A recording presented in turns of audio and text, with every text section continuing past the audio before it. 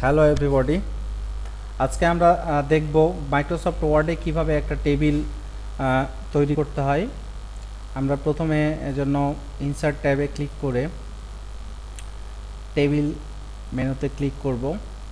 এখানে আমার উল্লেখ করে দিতে হবে যে কতগুলো কলাম এবং কতগুলো রো নিতে চাই, অথবা আমরা ইনসার্ট টেবিল থেকেও আমরা যদি ইনসার্ট টেবিলে ক্লিক করি তাহলে এই ধরনের একটা ডায়লগ বক্স আসবে ইনসার্ট টেবিল নামে।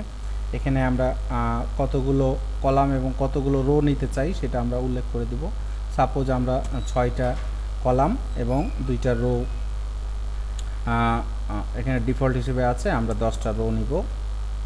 তারপর ওকে বাটনে ক্লিক করলে আমার 5টা কলাম এবং 10টা রো সম্বলিত একটা টেবিল আমরা পেয়ে গেলাম।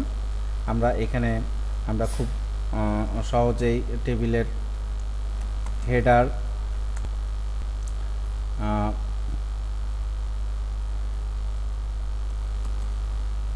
এবং প্রয়োজনীয় তথ্য আমরা খুব সহজে এখানে ইনপুট করতে পারি এবং পরিশেষে আমরা টেবিলটাকে ফাইলটাকে আমরা সেভ করতে পারি।